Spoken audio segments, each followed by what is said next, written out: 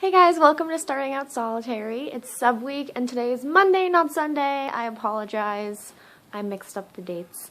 But this week we are going to be talking about witchcraft and history and some of the big topics about it. And one of the things we could talk about is the Salem Witch trials. So I thought that I would make my video talking about that because I live in Salem and I thought that as a local person I had a little bit more insight on what actually happened and that you guys would find it interesting to hear about what actually happened. So first thing I want to say is that the Salem Witch trials, they did not hang witches, okay? First and foremost, the people who were involved in the incident and who were killed were not witches. They were all, I'm pretty sure, Catholic or Christian. Pretty sure it was Catholic. So they're all Catholic. So the whole thing starts because one of the people, the mayor of the town, one of his slaves is Tituba. So I'm sure you've heard about her if you've watched the show Salem. You've heard of Tituba. She's not anything like the show character, just like all of the other characters. But so basically she was doing this thing with the girls where she was cracking eggs into cups of water, and it was supposed to represent the person who they were going to marry. It was going to show a letter of their name. It was just like a little thing, and it was supposed to make them happy. But one of the girls who was there, now she's super traumatized. Her life is not good. She watched both of her parents get slaughtered in an Indian raid. She's seen nothing but horrible blood stuff. So this girl's all messed up. She sees a skull and crossbones in the cup. Now, all of you guys know, if you're into divination, that what you see is a lot dependent on what's in your own mind. So there was nothing evil about what happened. This girl who's just really disturbed and really didn't understand what was going on got very scared and afraid and took it badly. So that happens. Ends up being a horse hung at some point because it farted next to some fire and it made some fire go like this, and people were like, oh my god, demon horse, it farts flames.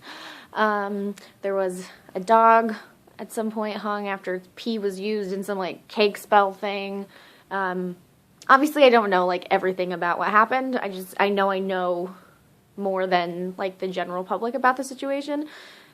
So basically, why did all these people get hung when they weren't even witches? Well, the witch hysteria was happening, people were all crazy and afraid about it, and these girls decided, you gotta remember, this is long in the past. Women aren't listened to, girls have nothing to do, they're bored, life is boring, life sucks. So these girls decide that they're gonna take matters into their own hands, and they're gonna start calling people witches and saying that they're possessed and trying to get all this attention because it's the only way that people would listen to them.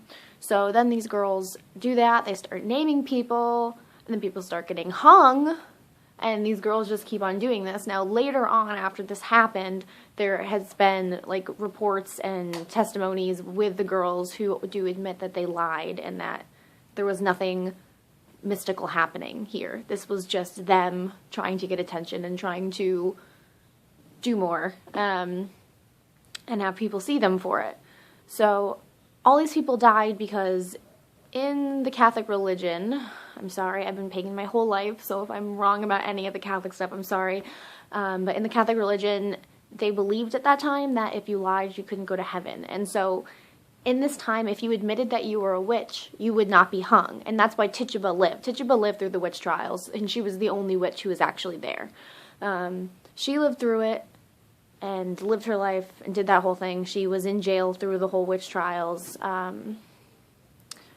at the dungeon, I'm pretty sure. If you come to Salem, we have the Witch Dungeon Museum, and that actually used to be a real dungeon. So they all believed that if they said that they were witches to not die, that when they actually did die, they wouldn't get to go to heaven. So since they were people who believed so strongly in their religion and they cared so much about their beliefs, and they wanted to go to heaven, and they wanted to be saved, they all would not say that they were witches because they weren't. So all these people who didn't want to lie were getting accused of lying, and because of that, they lost their lives. So it's pretty sad. I mean, that's just a tiny part of the whole situation, you know? I just kind of wanted to explain to you guys really that there were no witches there. That's the biggest thing. But if you come to Salem, I recommend going on the Witch Walk from Crowhaven's Corner. They will take you on a walking tour of Salem, and it's a couple hours long, and they tell you all about all of this and give you so much more information than I possibly could right now. But I really recommend that. I really recommend, if you care about the witch trials and are interested in it, that you talk to people around Salem, people who actually live here, because a lot of the stuff, a lot of the like tourist stuff, they're just trying to like scare you and things. But yeah, the situation wasn't that scary. It was more sad and unfortunate and a really bad time in our history. There was actually laws for a long time that if you lived in Salem, you couldn't speak of the witch trials. So people wouldn't even pretend, like people pretended it didn't happen for a really long time. So yeah, I hope that that cleared up some things for you guys about the witch trials. I hope that everybody's enjoying their October, getting ready for Samhain and loving it, and that if anybody comes to visit Salem, that you stay safe and happy and have an awesome time. So I will see you guys later, and have a great day. Blessed be.